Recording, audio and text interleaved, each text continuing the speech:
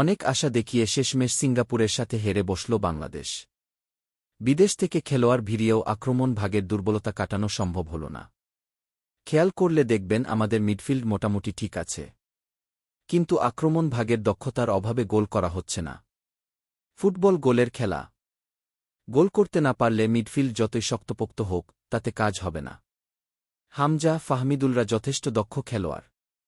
বাকি খেলোয়াড়দের সাথে বেশ ভালোভাবেই মানিয়ে নিতে পেরেছে তারা।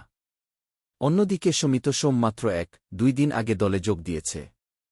এত কম সময়ের মধ্যে দলের সাথে মানিয়ে নেওয়াটা অনেক কঠিন বিষয়। তারপরও শমিত যথেষ্ট চেষ্টা করেছে। আজকের খেলা দেখে বোঝা যাচ্ছে ভালো খেলা দেখতে হলে আমাদের আরও অনেক সময় অপেক্ষা করতে হবে। সত্যি বলতে এভাবে বিদেশ থেকে খেলোয়াড় এনে দল চালানো যাবে না। দেশে ফুটবলের একটা শক্তপোক্ত কাঠামো তৈরি করতে হবে, যেন হামজার মতো খেলোয়াড় দেশেই তৈরি হয়।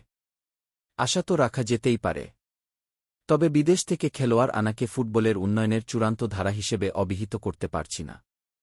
ফুটবলের সাথে সংশ্লিষ্টরা নিশ্চয়ই বুঝে ফেলেছে ফুটবল ক্রিকেট থেকে কত বেশি টাকা এনে দিতে পারে। দেখা যাক বাফুফের এই নতুন কমিটি আমাদের সেই কাঙ্ক্ষিত উন্নয়নের ধারা উপহার দিতে পারে কিনা।